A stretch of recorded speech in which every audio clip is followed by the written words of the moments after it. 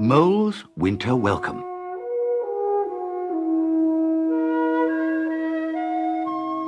Mole and Rat were returning home across country after a long day's hunting with Otter. They plodded along steadily and silently, Rat walking a little way ahead. So he didn't notice when Mole stopped dead in his tracks, as though he'd been given an electric shock. Mole's nose searched hither and thither, and again caught the smell that had so strongly moved him. And now he knew what it meant.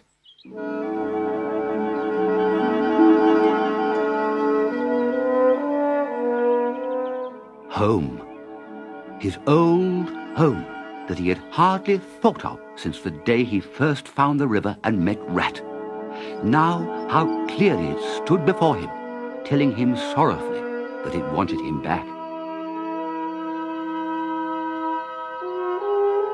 "Ratty!" called Mole joyfully. "Come back! It's my home! My old home! I've just smelt it close by here, really quite close, and I must go to it! I must! But Rat was too far away to hear Mole clearly.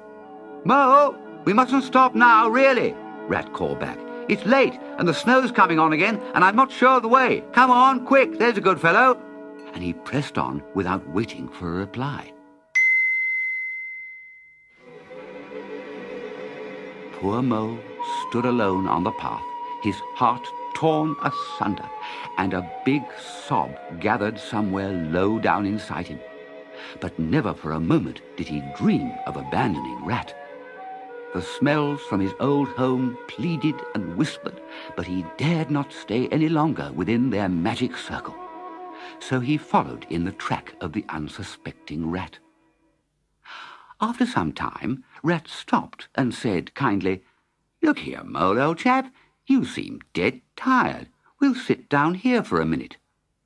Mole sank down forlornly on a tree stump, and the sob he had fought with so long rose up and forced its way out, and then another, and others thick and fast until he was crying freely and openly. Rat was astonished and dismayed at Mole's grief, and said very quietly and sympathetically, "What is it, old fellow? What's the matter?" Eventually Mole sobbed brokenly, "I know it's a shabby, dingy little place, not like your cosy quarters at Riverbank, but it was my own little home, and I went away and forgot all about it. And then suddenly I smelt it, and I wanted it. And when you wouldn't turn back, Ratty, and I had to leave it, I thought my heart would break. Oh dear, oh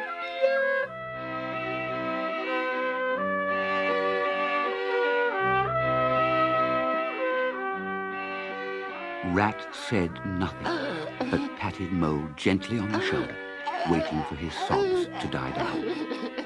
Then he remarked carelessly, "Well now, we'd better go and find that home of yours, old fellow." And he set off back the way they had come.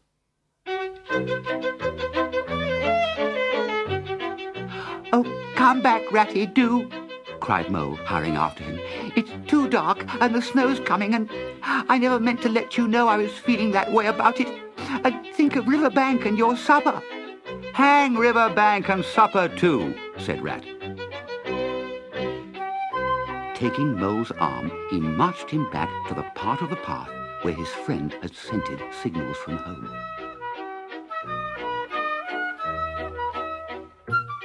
Mole stood a moment rigid, while his uplifted nose felt the air. The signals were coming through again. Like a sleepwalker, he crossed a dry ditch, scrambled through a hedge, and nosed his way over a field.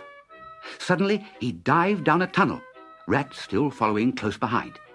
It seemed a long time to Rat before the passage ended and he could stand up and shake himself. Mole struck a match, and by its light they saw that they were standing in an open space opposite Mole's little front door, with Mole End painted over the bell pull. Along one side of the clearing was a skittle alley, and in the middle a small round pond containing goldfish. From the centre of the pond rose a fanciful creation topped by a large silvered glass ball, which reflected everything all wrong and had a very pleasing effect. Mole's face beamed at the sight of these objects so dear to him, and he hurried Rat through the door of his home, lit a lamp, and looked around. Dust lay thick on everything, and the neglected house looked altogether cheerless and deserted. Mole collapsed on a chair, his nose in his paws. "Oh, Ratty, why did I bring you to this poor, cold little place when you might have been at River Bank by a blazing fire?" But Rat took no notice. He was running here and there, inspecting rooms and cupboards, lighting lamps and candles, and sticking them up everywhere. "What an excellent little house this is! So compact, so well planned. We'll make a jolly night of it, you'll see. The first thing we want is a good fire. I'll see to that. You get a duster, Mole, and try and smarten things up a bit."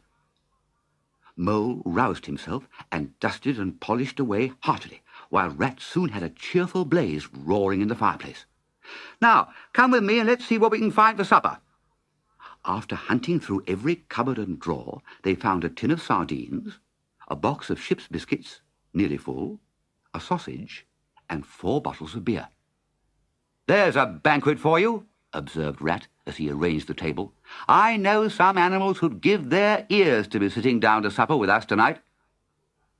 He had just got to work with the tin opener when they heard noises like the scuffling of small feet in the gravel outside, and a confused murmur of tiny voices. "Now, all in a line. Hold the lantern up a bit, Tommy. No coughing after I say 1, 2, 3. "It must be the field mice," said Mole. "They go round carol singing every year before Christmas, and they used to come to Mole End last of all for hot drinks and supper." "Let's have a look at them," cried Rat, jumping up and flinging open the door.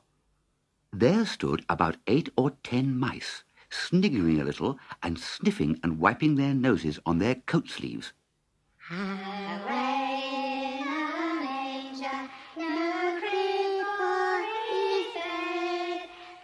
Then their shrill little voices rose up, singing one of the carols they had learnt from their fathers.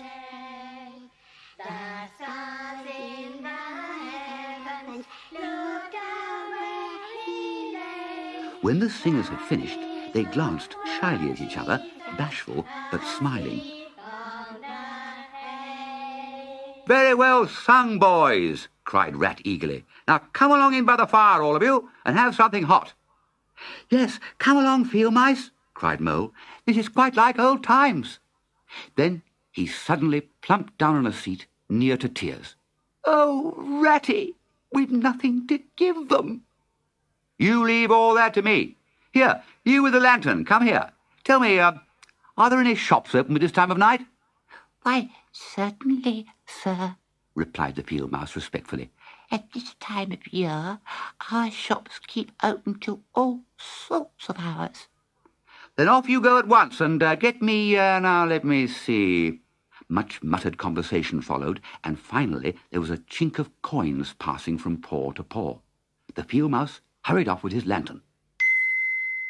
The rest of the field mice all perched in a row on the bench and toasted their chilblains in front of the fire, while Mole made each of them recite the names of younger brothers and sisters who were as yet too young to go out carol singing.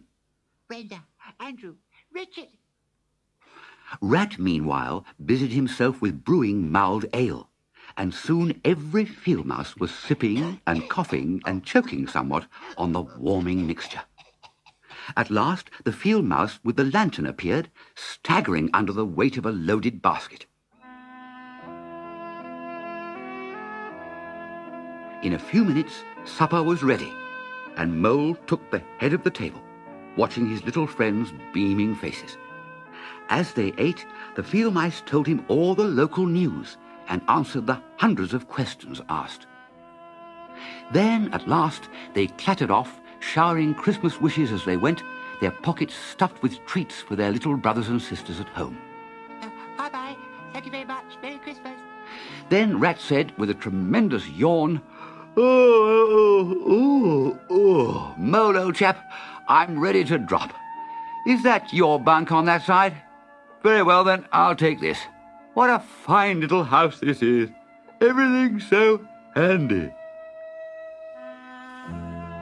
He clambered onto his bunk, rolled himself in the blankets, and fell fast asleep. The weary Mole soon had his head on his pillow too. But before he closed his eyes, he let them wander round his old room, resting on familiar and friendly things that glowed in the firelight.